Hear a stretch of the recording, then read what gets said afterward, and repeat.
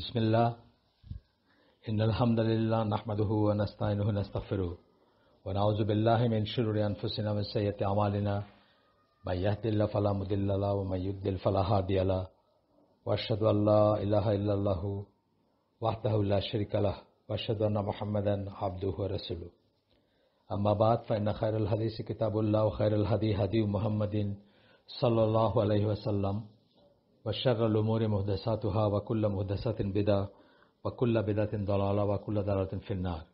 আসসালামু আলাইকুম ওয়া রাহমাতুল্লাহি ওয়া বারাকাতুহু। আমরা ম্যারিনারদের জন্য যে আয়োজন, সেখানে the characteristics of the extremist Khawarij এই ব্যাপারটা পড়তেছিলাম, যে খারেজিদের বৈশিষ্ট্য কি। এই ব্যাপারটা জানাটা আজকের দিনে খুব এসেনশিয়াল হয়ে গেছে, কারণ অনেক সময় অনেক ব্যক্তিত্ব যাদের কথা আমাদের শুনতে খুব সুন্দর লাগে অথবা খুবই টাচি লাগে, তারা আমরা দেখছি নিয়ার পাস্ট এবং ডিস্টেন্ট পাস্টেও আমরা জানি এরকম ঘটনা আছে যে তাদের এলোকোয়েন্স, তাদের সুন্দর করে কথা বলাটা অনেক মানুষকে বিপদগামী করে এবং অনেক মানুষকে এক্সট্রিমিজমের পথে নিয়ে যায়। বিশেষত যারা ইয়াং, যাদের নলেজ কম, যাদের আপনার যৌবনের প্রাণ যাদের ভিতর আছে, প্রাণ শক্তি, তারা এখানে এই ট্র্যাপে পড়েন বেশি। আর এই জন্যই আমাদের সবাই একটু জানা উচিত যে খারেজিদের সম্বন্ধে। খারেজি হচ্ছে সিঙ্গুলার, প্লুরাল হচ্ছে খাওয়ারিজ। তাদের সম্বন্ধে রাসূল সাল্লাল্লাহু আলাইহি সাল্লাম কি কি বলে গেছেন বা কিভাবে আমাদের সাবধান করে গেছেন, এবং পরবর্তীতে আমাদের যারা সালাফ ছিলেন, যারা আমাদের পূর্বপুরুষ, যারা অ্যানসেস্টরস, আমাদের প্রথম 3 জেনারেশন মেইনলি, তারা এই ব্যাপারে কিরকম সাবধান ছিলেন বা কিভাবে জিনিসগুলোকে দেখছেন, এসব আমাদের জানা দরকার। তো এই ব্যাপারটা আমরা শুরু করছিলাম গত সপ্তাহে প্রথম। এখন আমরা ওইটার সেকেন্ড সেশনটা করবো এর উপরে, ম্যারিনার গ্রুপের জন্য মেইনলি। তো আমরা ব্যাটল অফ ক্যামেল বা ব্যাটল অফ দ্য ক্যামেল, যেটা ওই যে আয়েশা রাদিয়াল্লাহু আনহা একটা উটের উপর ছিলেন এবং তিনি তার ছত্রছায়া বলবো না আমি, মানে তাকে কেন্দ্র করে বা তাকে সামনে নিয়ে সাহাবীদের একটা দল যারা চাচ্ছিলেন যে ওসমান রাদিয়াল্লাহু আনহুকে যে হত্যা করা হলো সেটার বিচার আগে করা হোক বা বিচারটা সাথে সাথে করা হোক, দেরি না করে। এমনকি আলী রাদিয়াল্লাহু আনহুর খিলাফতকে কনসোলিডেট করার যে যুক্তি ছিল সেটার বিরুদ্ধে গিয়ে তারা চেষ্টা করতেছিলেন তাকে কম্পেল করা বা তাকে বাধ্য করা যেন ওইটার বিচারটা আগে হয়। তাদের সাথে আলী রাদিয়াল্লাহু আনহুর বাহিনীর যে কনফ্রন্টেশনটা হইল, যেটাকে আমরা ব্যাটল অফ ক্যামেল বা ব্যাটল অফ দ্য ক্যামেল বা উটের যুদ্ধ বলে জানি, সেটুক পর্যন্ত আমরা শেষ করছিলাম। এখানে তালহা এবং জুবায়ের দুজনেই আয়েশা রাদিয়াল্লাহু আনহার আত্মীয় হইতেন এবং তারা আশারা মুবাশশারা সাহাবী, তারা মারা গেলেন এবং তাদের সাথে এইচ গ্রুপে আবার, মানে দুই সাইডে আলী রাদিয়াল্লাহু আনহুর বাহিনী এবং আয়েশা রাদিয়াল্লাহু আনহার আন্ডারে যারা ছিলেন তারা 10,000 করে মারা গেলেন, এখানে লেখা আর কি। এস্টিমেটটা রাফ এস্টিমেট, ওই সময় হয়তো হেড কাউন্টটা এখনকার মতো অ্যাকুরেট ছিল না বা যাই হোক, বাট মোটামুটিভাবে এটা ঐতিহাসিক কথা আর কি, বা ঐতিহাসিক বক্তব্য। এরপরে আলী রাদিয়াল্লাহু আনহু চিন্তা করলেন যে মুয়াবিয়া রাদিয়াল্লাহু আনহু যে তার বায়াত নিলেন না এবং তিনি যে একই দাবি করলেন, তিনি সিরিয়া ছিলেন, সিরিয়ার গভর্নর ছিলেন, একই দাবি করলেন, সেটাকে আলী রাদিয়াল্লাহু আনহু তার বিরুদ্ধে বিদ্রোহ হিসাবে দেখলেন এবং সেটা যুক্তিযুক্তভাবে দেখলেন তিনি, যে তার পয়েন্ট অফ ভিউ থেকে। এবং তিনি তখন রওনা হলেন সিরিয়ার দিকে, মুয়াবিয়া রাদিয়াল্লাহু আনহুকে মানে বশ্যতা শিকারে অথবা বায়াত গ্রহণে বা আনুগত্যে বাধ্য করার জন্য। তো সেখানে যখন একটা সময় ফেমাস ব্যাটল অফ সিফিনের যুদ্ধ যেটাকে আমরা বলি, একটা সময় মুয়াবিয়া রাদিয়াল্লাহু আনহুর আর্মি যখন একটা বিপর্যস্ত অবস্থায় বা বিপর্যয়ের সম্মুখীন, তারা হারতে নিছে, তখন তারা কি করলো, বর্ষার আগে তারা কোরআনের কপি নিয়ে আল্লাহর ফয়সালা, মানে আল্লাহর ফয়সালা বা কোরআন অনুযায়ী ফয়সালা বা কোরআন অনুযায়ী জাজমেন্ট বা বিচারের জন্য অ্যাপিল করলেন। তো এটাকে আলী রাদিয়াল্লাহু আনহু নিজে একটা চালাকি মনে করলেন, কিন্তু তার বাহিনীতে এমন লোকজন ছিলেন যারা মনে করলেন যে মানে যারা অনেকটা তাকে বাধ্যই করলেন যে তিনি যেন একটা শান্তি প্রচেষ্টায় রাজি হন, এবং বিশেষ করে কোরআনিক রিসাইটার্স বা কারি যারা ছিলেন তারা দিনটা থাকবে কিনা এইভাবে যদি যুদ্ধ হয়ে, এর আগে একটা যুদ্ধে অনেক সাহাবী বা অনেক তাবী মারা গেলেন, তারপরের একটা যুদ্ধ, এভাবে ইসলামের অস্তিত্ব নিয়ে চিন্তিত হয়ে তারা ইনফ্লুয়েন্স করলেন আলী রাদিয়াল্লাহু আনহুকে একটা আরবিট্রেশনে যাওয়ার জন্য বা একটা সালিশে যাওয়ার জন্য। তো এটাকে এই এই আলী রাদিয়াল্লাহু আনহু যখন রাজি হলেন যে একটা ঠিক আছে একটা আরবিট্রেশন বা সালিশ হবে, এখানে দুইটা ভাগে ভাগ হয়ে গেল, তার আর্মিটাই দুইটা ভাগে ভাগ হয়ে গেল। তো আলী রাদিয়াল্লাহু আনহু আর্মিতেই বা তার সেনাবাহিনীতে দুইটা ভাগ হয়ে গেল। একটা ভাগ তার এই ডিসিশনটা, এই যে তিনি রাজি হইলেন আরবিট্রেশনে, এটার তিনি কিন্তু ইচ্ছা করে রাজি হন নাই, তা বলা যায় যে একটা চাপের মুখেই রাজি হয়েছেন। কিন্তু রাজি হওয়ার পরে একটা গ্রুপ দেখা গেল যে তারা এটা খুবই অপছন্দ করলেন এবং এই এই যে বিরোধিতা করলেন তারা আলী রাদিয়াল্লাহু আনহুর, এটার থেকেই তারা আলটিমেটলি তার এগেনস্টে বিদ্রোহ করলেন এবং শেষ পর্যন্ত তারা এটারই সূত্র ধরে আলীকে এবং আলীর সাথে যারা আলী রাদিয়াল্লাহু আনহুর সাথে যারা অ্যাগ্রি করছিলেন বা তার পক্ষে যারা ছিলেন বা যারা তার ডিসিশনটাকে সঠিক মনে করতেন যে অংশটা, তাদেরকেও মনে করলেন, মানে কাফের বলে ফতোয়া দিলেন বা জ্ঞান করলেন কাফের বলে, এবং তারা একটা স্লোগান দিতে থাকলেন, ইনিল হুকমু ইল্লা লিল্লাহ, যেটা সূরা ইউসুফে 2 বার আছে, এবং সূরা মানে আল্লাহ ছাড়া আর কারো কোনো হুকুম নাই, কোনো আইন নাই, কোনো কানুন নাই, কোনো শাসন নাই, আল্লাহর আইন, সোজা কথা। তো এটা কোরআনের এই আয়াত তো সত্য, কিন্তু এটার ইন্টারপ্রিটেশন বা যে বুঝটা সেটা টুইস্টেড ছিল। আমরা এটা সম্বন্ধে আলাদাভাবে পড়তে পারি বা অনেক কথা আছে এটা নিয়ে। তো এই ঘটনার পরে আলী তাদেরকে চেষ্টা করলেন তাদেরকে বোঝাইতে যে তারা কোথায় ভুল করতেছেন, কোথায় তাদের সমস্যা হচ্ছে, সেটা বোঝানোর চেষ্টা করলেন। এবং এক্ষেত্রে দেখা গেল যে অনেকেই তারা তাদের ভুল বুঝে ফেরত আসলো, কিন্তু বাকিরা যারা ফেরত আসলো না তারা কি করলো, তারা আপনার নাহরাওয়ান বলে একটা জায়গা আছে, সেখানে গিয়ে জড়ো হইল এবং সেখানে শক্তি সঞ্চয় করতে লাগলো। তো আপনার তখন আলী রাদিয়াল্লাহু আনহু কি করলেন, আলী রাদিয়াল্লাহু আনহু তারপরে উপায়ান্তর না দেখে তাদেরকে মোকাবেলা করার জন্য রওনা হইলেন। আচ্ছা,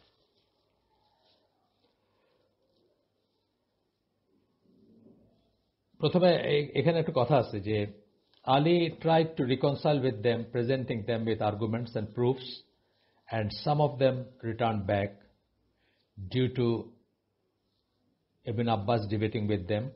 So when the advice was not accepted by the remaining individuals that persisted in their rejection and fanaticism, Ali mobilized against them and fought them. তখন আলী রাদিয়াল্লাহু আনহু করলেন কি, তাদের এগেইনস্টে মোবিলাইজ করলেন এবং তাদের সাথে যুদ্ধে রত হলেন। ঠিক আছে? আচ্ছা, প্রথমে চাইছিলেন যে শান্তিপূর্ণভাবে হয় কিনা বা হয়ে যাবে কিনা, কিন্তু শেষ পর্যন্ত সেটা হয় নাই। এবং এখানে হিস্ট্রির বইতে আমরা দেখি যে যখন এই সমস্ত প্রচেষ্টা চলতেছিল তখন আপনার পর্যায়ক্রমে 2/3 খাওয়ারিজ যারা বা খারেজি যারা আলী রাদিয়াল্লাহু আনহুকে কাফের বলল, যারা ইনিল হুকমু ইল্লা লিল্লাহ বলে স্লোগান দিল, তাদের আলটিমেটলি তাদের 25,000-এর মতো একটা আর্মি ছিল বা জনসমষ্টি ছিল, সেটা 1/3 হয়ে গেল শেষ পর্যন্ত। এবং সেই 1/3 সে সাথে আলী রাদিয়াল্লাহু আনহু ফাইট করতে বাধ্য হইলেন বা ফাইট করলেন, এবং তাদের ভিতর মাত্র 9 জন সেই ইসের থেকে বের হইলেন, মানে 9 জন জীবন নিয়ে পালায় গেলেন, আর বাকিরা সবাই সেখানে নিহত হলেন। হিস্ট্রির বই তাই বলে আমাদের। আচ্ছা, after Ali was murdered at the hand of some members of the Khawarij, এটা কিন্তু আমরা ভূমিকা পড়তেছি, হ্যাঁ, এই লেখাটার ভূমিকা পড়তেছি আমরা জানার জন্য, মানে একটা আউটলাইন পড়তেছি আমরা। আলী রাদিয়াল্লাহু কারা খাওয়ারিজরা হত্যা করল। The danger of the Khawarij increased. কিভাবে হত্যা করলো সেটা আরেকটা স্টোরি বা একটা ঘটনা, সেটা আমাদের জন্য অত ইম্পর্টেন্ট না, বিকজ আমরা পড়তে পারি সেটাও, কিন্তু আমাদের জন্য ইম্পর্টেন্ট না, সেটা আমরা অন্য একটা হিস্ট্রি বই থেকে কখনো পড়ে শোনাবো হয়তো। তো তখন তারা আরো শক্তি সঞ্চয় করলো।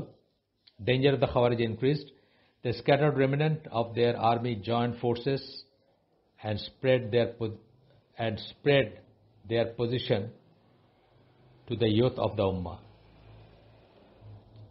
to the point that they took on the shape of a force within the Islamic State that threatened its security and security of the unified body of Muslims. Ali রাদিয়াল্লাহু তারা হত্যা করলো, এটা পরে করছে, এখানে নাহরাওয়ানে উনি তাদেরকে ওয়াইপ আউট করে দিয়েছেন, কিন্তু তারপরে তাকে হত্যা করা হয়েছে, তারা হত্যা করছে।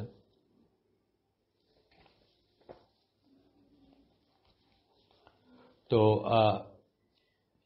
আলী রাদিয়াল্লাহু হত্যা করার পরে বলতেছেন যে উম্মার ভিতরে, বিশেষ করে ইয়াং মানুষের ভিতরে তারা তাদের নিজেদের একটা অবস্থান করে নিল, নিজেদের একটা পজিশন করে নিল, বা একটা তাদের কথাগুলার একটা যৌক্তিকতা তারা উপস্থাপন করলো, এবং বেশ কিছু মানুষকে তারা তাদের দলে ভিড়াইলো।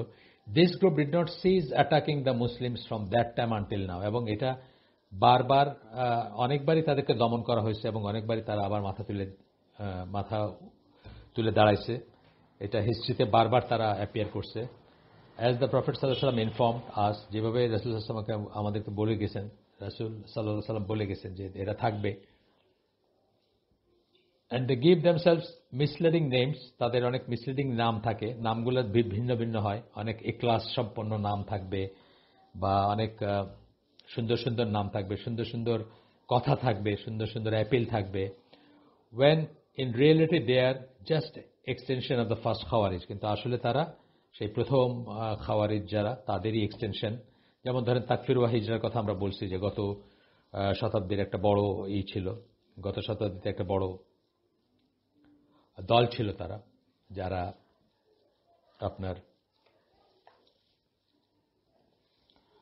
যারা সেই খাওয়ারিজদের মতোই মুসলমানদের রক্ত প্রবাহিত করাকে জায়েজ মনে করত, তাদেরকে কাফের ডিক্লেয়ার করলো, অ্যান্ড সো অন। আচ্ছা, এরপরে হচ্ছে in this current time there have appeared many groups. এখানে ফুটনোটে বলতেছেন, such as deeming is it permissible to shed unlawful blood and take unlawful wealth under the pretense of takfir.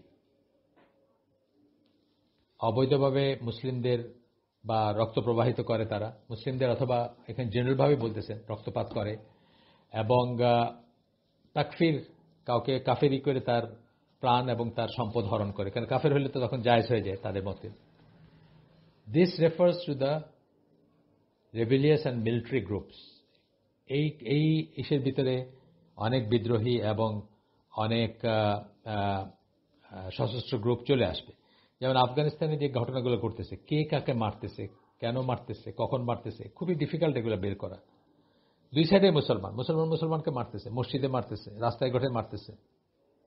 আপনি all be it for political reasons, তাকফির করে দিল, কাফের বানায় দিল, তারপর তো মারার কোনো সমস্যা না, বা তার সম্পদ নিয়ে নেওয়া, তাদের মেয়ে মানুষদের নিয়ে গিয়ে স্লেভ বানায় ফেলা, বা রেপ করা দিনের পর দিন, এগুলো তো দেখেন আপনারা পেপারে উঠে বা অন্যান্য জায়গায় উঠে, এগুলো চলতেছে আর কি। আর এমনিতে আপনার তাকফির বা হিজরার কথা ওনারা বলছেন এই পেপারে। আর আরেকটা গ্রুপের কথা বলছেন, দ্য জামা তাওয়াকুফ ওয়া তাবায়ুন অ্যান্ড আদার গ্রুপস। অন্যদের কথা নাম বলেন নাই, কারণ এগুলো তো ইভলভ করে, ডিফারেন্ট নামের আন্ডারে ইভলভ করে, বলেন নাই। তো এই মোটামুটি আপনার ইন্ট্রোডাকশনটা যেটা আমরা পড়তে চাইছিলাম, এখানে একটা ফুটনোটে বলতেছেন, so Ali did not fight them at first, rather it was only until they first shed innocent blood and commenced fighting with him. এটার কথা হচ্ছে যে আলী যাদেরকে পাঠাইছিলেন আরবিট্রেশনের জন্য তাদের অনেককে তারা মেরে ফেলে।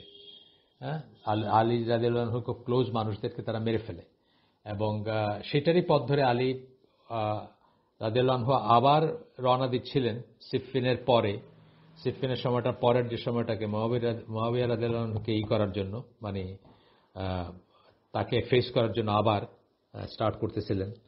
কিন্তু যখন যাচ্ছিলেন, যাওয়ার পথে মানে এমন কিছু ঘটনা ঘটলো যে তার ওই যে পাঠানো এনভয় বা তাদেরকে করলো, তখন মনে হলো যে আলী রাদিয়াল্লাহু আর্মির ভিতরেই যারা ছিলেন তারা বললেন যে তারা যদি সিরিয়া পর্যন্ত যান তাহলে কুফায় ফিরে এসে বা বাসরায় ফিরে এসে বা তাদের যে জায়গাগুলা, তাদের যে স্ট্রং হোল্ডগুলা ইরাকে, সেখানে ফিরে এসে তাদের ফ্যামিলি বা ধন সম্পদ সব লন্ডভন্ড দেখতে পাবেন, বিকজ খাওয়ারিজরা এসে খালি পেয়ে সেসব জায়গাগুলাকে করবে। সুতরাং খাওয়ারিজদের আগে মিট করার জন্য একটা স্ট্রং ছিল, সেন্টিমেন্ট ছিল তার আর্মির ভিতরে। আলী রাদিয়াল্লাহু সেগুলো সব চিন্তা করে খাওয়ারিজদেরই মিট করতে গেলেন আগে। এবং যেভাবে বললাম যে তারা 25,000 ছিল তাদের স্ট্রেংথ, ধাপে ধাপে নানা রকম চেষ্টার পরে মাত্র 1/3 বাকি ছিল। সেই 1/3কে আলী রাদিয়াল্লাহু আসলে সেখানে নিশ্চিহ্ন করছিলেন। সবাইকে অলমোস্ট মানে হত্যা করা হয়েছিল, এক্সেপ্ট হিস্ট্রির যে বইটা আমি বললাম, হিস্ট্রি অফ ইসলাম, সেখানের মতে 9 জন সেখান থেকে পালায় যেতে পারছিল। তারা গিয়ে পরে অর্গানাইজ হয়েছে, তাদের ছড়াই ছিটা থাকা মেম্বাররা ছিল, তারা পরে অর্গানাইজ হয়েছে বা তারা পরে আলী রাদিয়াল্লাহুকে হত্যা করছে, সেটা আলাদা একটা বিষয়। আচ্ছা, এই আমরা ইন্ট্রোডাকশনটা পড়লাম, ইন্ট্রোডাকশনটা আমাদের শেষ। এখন আমরা আল্লাহ রসুল সাল্লাল্লাহু আলাইহি ওয়াসাল্লাম আপনার খারেজিদের এগেনস্টে আমাদের কি বলে গেছেন সেটা আমরা পড়বো আজকের আয়োজনে। সেটাই আমাদের আজকের আয়োজনের শেষ করবো আমরা সেটা দিয়ে। এখানে খাওয়ারিজদের এগেনস্টে আল্লাহ রসুল আমাদের সবাইকে সাবধান করে দিয়েছেন, for years to come, ages to come, and the command to fight them and cut off their roots, এটাও বলে গেছেন আল্লাহ রসুল সাল্লাল্লাহু আলাইহি সাল্লাম। খাওয়ারিজদের নিয়ে অনেক কটা আছে, অথেন্টিক হাদিস আছে। তার ভিতরে সবচেয়ে বেশি যেটা সাইটেড হয় সেটা হচ্ছে আবু সাইদ খুদরি রাদিয়াল্লাহু আনহুর বর্ণনায়। উনি বলেন, আলী বিন আবি Talib sent the Messenger of Allah some gold alloyed with dust from Yemen. কিছু সোনার, অ্যালয়েড উইথ ডাস্ট মানে সোনা, কোন একটা ফর্মের সোনা আর কি, যদি পিওর নাও হয়, বা অ্যালয় ফর্মের 22-এর, মোট কথা যেটার ভ্যালুস ছিল, গ্রেট ভ্যালুস ছিল, বা যেটা একটা সম্পদ, সেই হিসাবে পাঠাইছিলেন তিনি। কোথার থেকে? ইয়েমেন থেকে, ফ্রম ইয়েমেন। আচ্ছা, এটা যদ্দূর মনে হয়, কারণ এই হাদিসের বিটস এন্ড পিসেস জাকাতের চ্যাপ্টারে আসছে, হয়তো সেটা জাকাত কালেকশনও হয়ে থাকতে পারে, এখানে লেখা নাই। কিন্তু আমরা যখন সার্চ করে দেখলাম তখন দেখলাম যে এটার এই হাদিসটা বা এই হাদিসের অংশ বিশেষ বা নানা ফর্মে, হয়তো একটা লাইন, দুইটা লাইন বা কিছু অংশ জাকাতের চ্যাপ্টারের ভিতরে আসছে, সহিহ বুখারীতে, সহিহ মুসলিমেও আসছে। তো এই ঘটনাটা বা এইটা আর কি আপনার এই সেন্ট্রিক যে ঘটনাটা। So he distributed it among 4 men, উনি 4 জনকে সেটা দিলেন। 4 জনের নাম দেওয়া আছে এখানে: Uyaynah ibn Hisn, al Aqra bin Habis, Zayd al Khayl, and the fourth one was either Al-Qama bin Ulatha or Amir bin At-Tufail. Fourth one সম্বন্ধে এই narrator শিওর না কে ছিলেন। One of his companions said, আল্লাহ রসুলের একজন সাহাবী বললেন, বা তার সাথে যারা ছিলেন তাদের একজন, we have more right to this than they do. এই যে আপনি বন্টন করলেন, আমাদের বেশি অধিকার আছে এটার উপরে, বা আমরা এটার দাবিদার বা প্রাপ্য আমাদের ওদের চেয়ে। This reached the prophet, so he said, মানে এটা রাসূল সাল্লাল্লাহু আলাইহি ওয়াসাল্লাম শুনলেন, রাসূল সাল্লাল্লাহু আলাইহি ওয়াসাল্লাম শুনলেন। অনেক সময় হয় না যে কমোশন হচ্ছে, সামনে হয়তো না ঠিক, একটু পিছনে হচ্ছে, বা একটু আড়ালে আবডালে হচ্ছে, গুট গুট ফুসফুস করবে, যেটা আমরা বলি সেই রকমের জিনিস। এবং আল্লাহ রাসূল সাল্লাল্লাহু আলাইহি ওয়াসাল্লাম সেটা শুনলেন। উই হ্যাভ, আচ্ছা, তারপর উনি বললেন, will you not trust me when I am the trusted one of he who is above the heavens? তোমরা বা তুমি কি আমাকে ট্রাস্ট করবা না? কারণ আমি হচ্ছি যিনি ৭ আসমানের উপরে আছেন তার ট্রাস্টেড পারসন। তিনি আমাকে ট্রাস্ট করেন, আমাকে বিশ্বাস করেন, আমার উপর আস্থা রাখেন বা আমাকে সার্টিফাই করেন। Revelation from the heavens come to me morning and night. সকাল রাত্রে, সকাল সন্ধ্যায় আমার কাছে ওয়াহি আসে। মিনিং আমার স্ট্যাটাসটা আল্লাহ আমাকে এমনভাবেই করছেন যে আমি স্বার্থপর হইতে পারি না, আনজাস্ট হইতে পারি না। উনি আমাকে জাস্টিস নিয়ে ট্রাস্ট করেন, সুতরাং তোমরা কি আমাকে ট্রাস্ট করবে না? So there stood up a man with deep sunken eyes. চোখ বসে যাওয়া চোখের একটা লোক দাঁড়াইল। প্রমিনেন্ট চিকবোনস, মানে উঁচু চিকবোন যেটাকে বলে, গালের যে হাড়টা সেটা। অ্যান এলিভেটেড ফোরহেড, এবং একটু উঁচু কপাল। থিক বিয়ার্ড, ঘন দাড়ি। শেভড হেড, মাথাটা ন্যাড়া ছিল। অ্যান্ড এ টাকড আপ লোয়ার্ন ক্লথ, এবং যে কাপড়টার নিচের লুঙ্গি বা যেরকম যেটা, সেটা একটু টাকড আপ, মানে সেটা একটু গুটানো। হু সেড, যে বলল, O messenger of Allah, fear Allah, হে আল্লাহ রসুল, আল্লাহকে ভয় করুন। At this the prophet said, woe be to you, দুর্ভোগ তোমার। Am I not the one with the most right amongst the inhabitants of earth to fear Allah?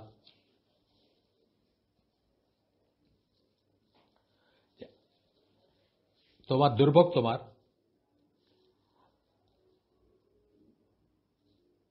আমি কি, মানে এই পৃথিবীতে যারা আছে তাদের ভিতর আল্লাহকে সবচেয়ে ভয় করি না, বা আল্লাহকে ভয় করার মতো না সবচেয়ে বেশি। এটা অন্য হাদিসে আসছে, উনি বলছেন তোমাদের ভিতর আমি আল্লাহকে সবচেয়ে ভয় করি, একটা হাদিসে আসছে। এটা বলার কারণ হচ্ছে তিনি আল্লাহকে সবচেয়ে ভালো জানতেন সেটা।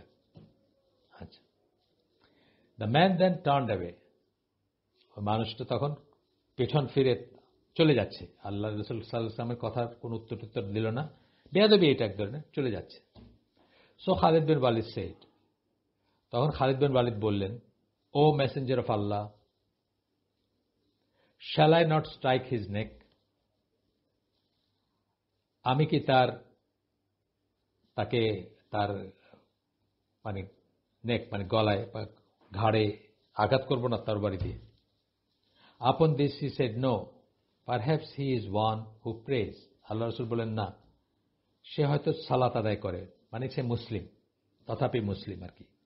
মানে উনি বলছেন ওনার মতো করে আর কি, উনি হত্যা করাটা চান নাই, তার মার্সি, তার দয়া, তার করুণাতে উনি চান নাই।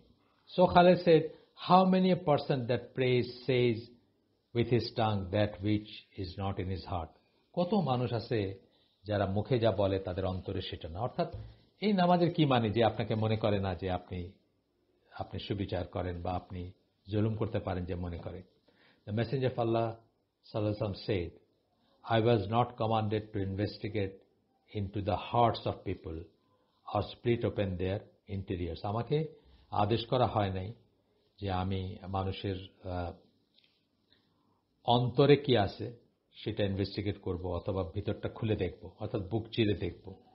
He then looked again at him while he was going back and said, দেখা যাচ্ছে সে চলে যাচ্ছে, তার দিকে আবার তাকালেন এবং বললেন, there will arise a people from the progeny of this man.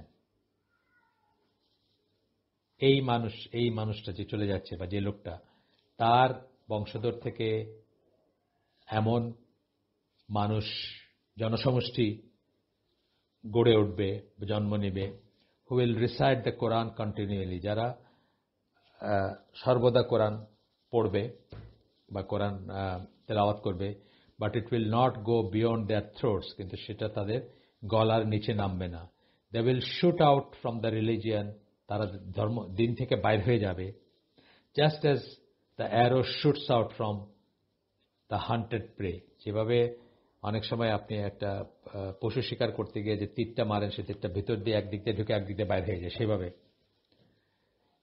এরপরে যিনি বর্ণনা করতেছেন উনি বলেন, I think he also said, এটুক পুরা মনে নাই ওনার, এরকম সাহাবীদের অনেক সময় বলতেন যে এটা বললেন না এটা বললেন, বা আমার ঠিক মনে নাই, এরকম কি বললেন। If I should encounter them, যদি আমার তাদের সাথে দেখা হয় বা হয়তো, I would certainly kill them, আমি তাদেরকে হত্যা করতাম। With the killing Thamud experience, Thamud জাতি যেভাবে হত্যা মানে যেভাবে তাদেরকে নিধন করা হয়েছিল সেরকম। This hadith is also reported in the Sahih Bukhari from Ali bin Abu Talib, who said, মানে এই সহিহ বুখারীতে আলী বিন আবু তালিবের বর্ণনাতেও এইটা আসছে, এই হাদিস আসছে, সিমিলার কথা আসছে। যিনি বলেন, এখানে একটু আলাদা কথা আসতেছে একটু, I heard the message of Allah sallallahu alaihi wasallam say, there will emerge in the last days a people that will be young in age. এটা আরেকটা আসতেছে, আরেকটু কথা আসতেছে এক্সট্রা। শেষের দিকে এমন মানুষ বের হবে বা আসবে যারা বয়সে অল্প বয়সে হবে, and have foolish minds, এবং যাদের মনটা হবে চঞ্চল বা বোকা বা অপরিপক্ক। They will speak using the best speech among the creatures. তাদের কথাটা খুবই এলোকোয়েন্ট হবে, খুবই সুন্দর করে কথা বলবে। সৃষ্ট জীবের ভিতরে এর চেয়ে সুন্দর কথা আর হয় না। আপনারা দেখেন নাই যে আমি বলতেছি যে অনেক মানুষকে আমি চিনি, অনেক মানুষের কথা শুনছি আমি, যারা একজন এখন উনি মারা গেছেন, একজন চরমপন্থী স্কলার, তার শুধু কথা শুনে অনেক মানুষ বিপদগামী হয়েছে। জাস্ট মৃত মানুষের কথা শুনে, স্পিচ শুনে অনেক মানুষ বিপদগামী হয়েছে। এখনো বহুত মানুষ তাকে তার স্পিচ দ্বারা মোটিভেটেড, খুব সুন্দর করে কথা বলতে পারেন। এবং এই যে ভাল লাগাটা একমাত্র দলিল যে আমার ভাল লাগছে শুনতে।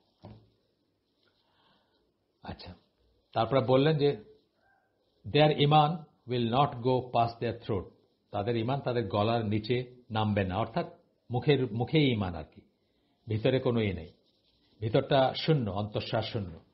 They will shoot out from religion just as the arrow shoots out from the hunted prey.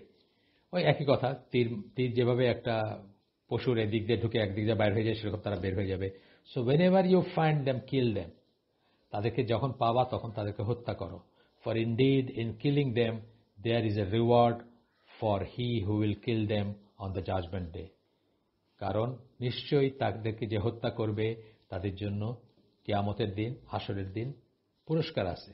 ইমাম আহমদ রিপোর্টেড ইন মুসনাদ একটা নাম্বার দিয়েছেন ফ্রম আবু আত-তুফাইল হু সেড, আরেকটা বর্ণনা করতেছেন যেখানে বলতেছেন, a young boy was born to a man during the lifetime of Allah's messenger. আল্লাহ রাসূল সাল্লাল্লাহু আলাইহি ওয়াসাল্লামের জীবদ্দশায় একজন লোকের একটা ছেলে হইল।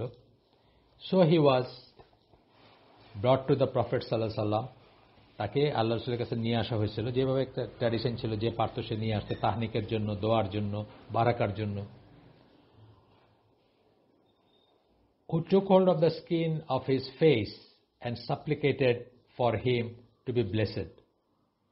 যিনি তার গালটা ধরে তাকে তার জন্য, তার বারাকার জন্য, তার রহমতের জন্য, তার উপর যেন রহমত নাজিল হয়ে জন্য দোয়া করছিলেন। Afterward a hair sprouted from the boy's forehead in the shape of a bow. তারপরে ওই বাচ্চা ছেলেটা যে, তার কপাল থেকে একটা ধনুক শেপের একটা তার কপালে একটা চুল গজাইলো। এটা খুব আনলাইকলি ওই বয়সে গজাইলো, বা জায়গাটাও খুব আনলাইকলি কপাল। Letter on the boy became a young man, তারপরে সেই ছেলেটা ইয়াং ম্যান যখন হইল। এখানে একটা ফুটনোটে বলতেছেন, the majority of those who follow the Khawarij and are deluded by their false argument are young in age. So for example, the Prophet supplicated for this young boy, but in spite of that he had love for the Khawarij. বলতেছেন যে majority যারা খাওয়ারিজদের follow করে বা তাদের আর্গুমেন্টগুলোতে ট্র্যাপে পড়ে, তারা young. আচ্ছা, এটা আমরা এমনিও জানি যে ইয়াং মানুষ যারা, তাদের ইমোশনটা বেশি, তাদের ভিতর রবিনহুড মেন্টালিটিটা আসে, সেটা আরেকটা ব্যাপার। যে শর্টকাট জাস্টিস স্থাপন করার আসে। সো কি হয়, তারা রবিনহুড মেন্টালিটিটা কি, রবিনহুড কি করতো, ডাকাতি করে গরিব মানুষকেই দিত। এটা কি পারমিটেড? না, এটা পারমিটেড না, এটা পারমিটেড না। ইসলাম কখনো এটা পারমিট করে না। আমাদের দেশে যারা কি বলে ওই গণবাহিনী আছে না, কি সব আছে না, জনশক্তি বা ওই যে কুষ্টিয়াতে, পাবনাতে, কুষ্টিয়াতে এবং আপনার পার্ট অফ রাজবাড়ী, এইসব জায়গাগুলো চরমপন্থীরা আছে না, তারা কি করে, তারা আসলে ইনজাস্টিসের বিরুদ্ধে তাদের মনটা বিদ্রোহ করে, যেটা ইয়াং মনে হইতেই পারে, হওয়ার কথা, বা ইনজাস্টিস দেখলে যে কারো খারাপ লাগার কথা। এই খারাপ লাগাতে কোনো দোষ নেই, কিন্তু অ্যাকশনটাতে দোষ আছে। অ্যাকশনটা আইন নিজের হাতে তোলা যাবে না, অ্যাকশনটাতে দোষ আছে। আচ্ছা, তারপর বলতেন, then when it was the time in which the Khawarij appeared he loved them. তারপরে যখন খাওয়ারিজদের ওই ওই ওই ছেলে যখন বড় হইল, আল্লাহ রাসূল সাল্লাল্লাহু আলাইহি ওয়াসাল্লাম তখন নাই, খাওয়ারিজরা যখন অ্যাপিয়ার করলো, তখন সে তাদেরকে ভালোবাসতে শুরু করলো, মানে তাদেরকে পছন্দ করতে শুরু করলো, তাদের আর্গুমেন্ট, তাদের নীতিমালা ইত্যাদি। And so the hair on his forehead fell off. তার ওই যে কপালে যে একটা ধনুক আকৃতির চুল ছিল, সেটা পড়ে গেল। So his father took hold of him and restricted and detained him. তখন তার বাবা কি করলো, তাকে ধরলো এবং ধরে তাকে আটকায় রাখলো। আচ্ছা,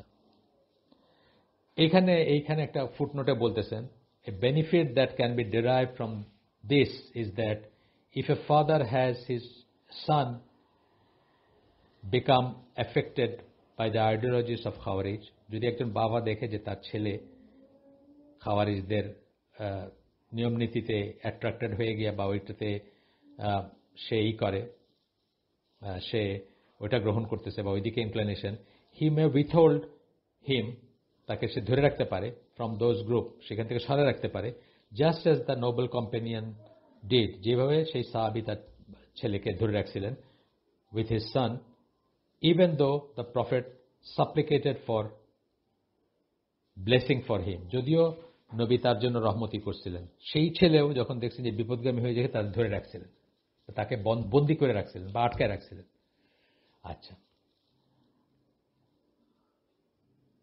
আউট অফ ফিয়ার। আচ্ছা, যা বললো যে সে একটু বাদ পড়ে গেছে আমার, সরি, হি লাভ দেম, সে তাদের আইডিওলজিতে, খাওয়ারিজদের আইডিওলজিতে যখন সে পছন্দ করতে শুরু করলো, তখন তার সেই চুলটা পড়ে গেল কপালে, এটাকে বলছি বোধ হয় না, হ্যাঁ, কপালের সেই ধনুক আকৃতির চুলটা পড়ে গেল। So his father took hold of him and restricted and detained him out of the fear that he would join their ranks, যে ওই খাওয়ারিজদের দলে জয়েন করবে এই ভয়ে উনি তাকে আটকায় রাখলেন। So we entered in his presence and admonished him. Narrator বলতেছেন, আপনার যিনি হাদিসটা বর্ণনা করতেছেন বা ঘটনাটা বর্ণনা করতেছেন, তিনি বলতেছেন, তা আমরা তার ইসে গেলাম এবং তাকে বোঝাইলাম, তাকে বকাবকি করলাম, বোঝাইলাম। And one of the things we said to him, এবং আমরা তাকে যা বললাম তার ভিতরে একটা জিনিস সেটা ছিল, don't you see that the blessing from the supplication of the messenger has fallen from your forehead, তুমি কি দেখতেছো না যে আল্লাহ রাসূল